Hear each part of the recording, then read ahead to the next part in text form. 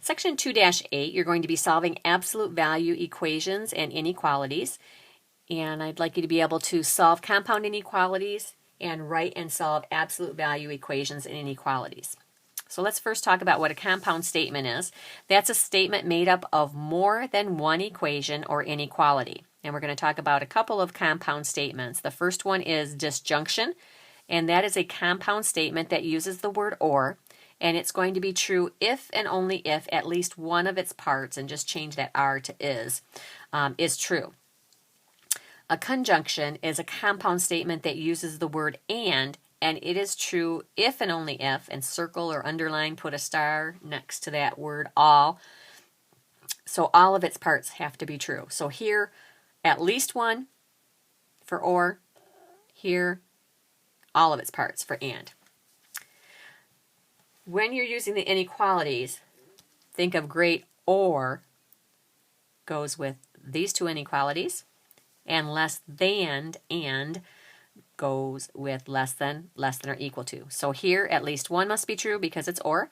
Here, all must be true because it's and.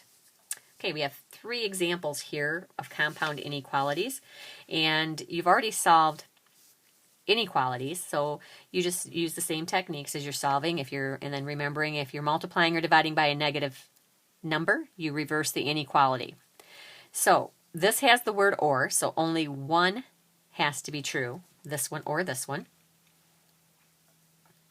So go ahead and solve them like they were individual inequalities. Here you're going to get x is less than 3, or on the right hand side you have x is greater than or equal to 6. So graph each one individually just like you would have earlier in the year. We're going to have an open circle at 3, and then the arrow is pointing to the left, closed circle because of the underline here, and arrow pointing to the right. So only one part has to be true. Either this part, numbers are less than 3, or greater than or equal to 6.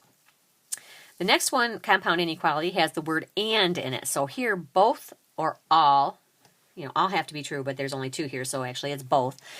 So again, solve each one individually, and remembering that we're dividing by a negative number here, so the inequality needs to switch. Now, looking at this on a number line, both things have to be true. The numbers that we're looking for have to be greater than or equal to -3, and at the same time, less than 4. So if you look at a number line, when you have the word and, you want to look for where the graphs are overlapping. So both of those conditions can be met where the overlaps are. So what we're looking for, we want all of the numbers in between here. So x is in the middle of these two numbers, less than 4, greater than or equal to -3. Now, the third example is also or. So we're going to solve both of those. X is less than 17, or x is less than or equal to 2. Remember, or, only one part has to be true. So when we graph those on the number line, we can see we want numbers that are less than 17 or less than or equal to 2. Well, if I say all the numbers that are less than 17, I'm all set because that also picks these up. So only one part needs to be true. So we can just say x is less than 17. All right, if you're solving absolute value equations and inequalities, first you need to remember that the absolute value is the distance a number is away from 0 on the number line.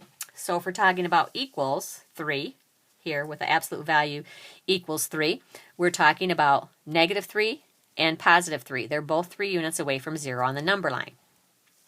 Now if we throw in less than, greater than, when we look at less than 3, if you think of the number line,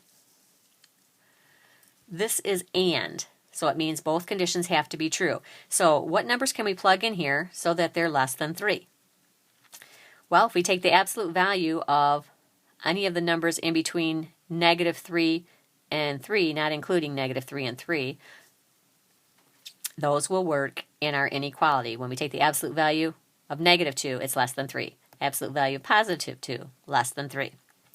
However, if we change that to greater, the solutions absolute value of x greater than 3, they are the points that are more than 3 units from 0 on the number line. So what's going to happen, instead of being a compound inequality, we're looking at these values. So if I put a -4 in here, it becomes a +4, and it is greater than 3. If I put a +4 in here, it still remains a +4, and that inequality is also true. Okay, so here's just a little table for you. When you have the word and, you're going to have a compound statement, and your graph is going to look like this. Could be filled in or an open circle. When you have the word or, your graph is going to be a split graph. So these are like dumbbells. These are a split graph. And I'm just going to put a little star here. Some exceptions. Okay, and this was one of the exceptions when you had the word or, but you did not get a graph like this. All right, let's do the back side here, which has to do with solving absolute value equations. Now, just keep in mind that if I give you this, absolute value of x equals 3, we could put a +3 in there, and we could put a -3 in there, and those would both be true statements. So, keeping that in mind, we have to set up 2 different equations. One when the value inside here could be a +3, one when it could be a -3. Make sure you do that, or you're not going to have all the values that work for the equations and inequalities. Okay, so first thing you want to do is get the absolute value sign by itself, which it already is. Then we need to know what will make this a +13, what will make it a -13. Because if I have a -13 in here, take the absolute value, I'll get a +13. Okay, so then for that reason, we're going to set it up as, okay, when x plus 9 equals 13, it'll work. When x plus 9 equals -13, it will work because I'll take the absolute value. So solve both sides, and you have x equals 4, x equals -22. So that could be or. Another example, we're going to isolate the absolute value sign, which means I need to add x to both sides, and I end up with the absolute value of 6x equals 30. I need to figure out when this will be 30 and when it's -30, because both of those will work. So I say, okay, 6x equals 30 and 6x equals -30. When that value is 30 or -30, it's a true statement. So we can have x can equal 5 or x can equal -5.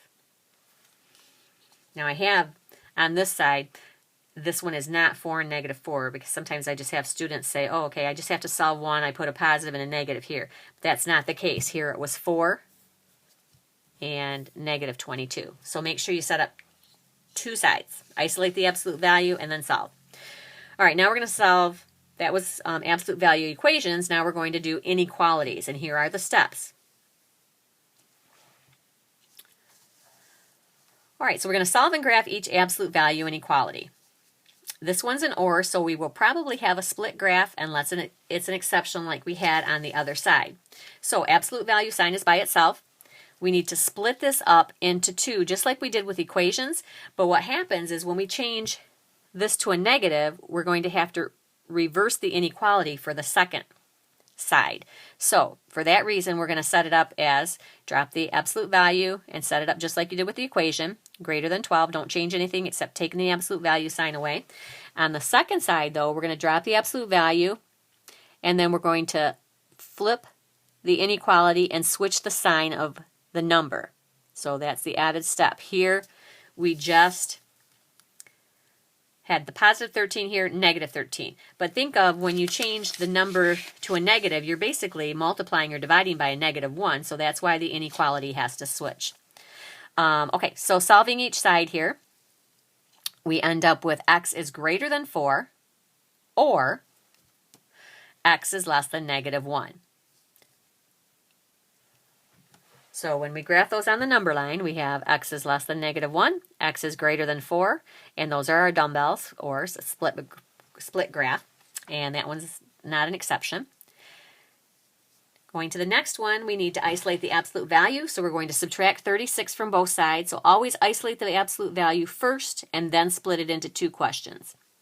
So we have absolute value of 3x is greater than negative 24. All right, so we're splitting it into 3x is greater than negative 24. And then when I switch it here, we have 3x is less than negative 24. Dividing both sides by 3, I end up with,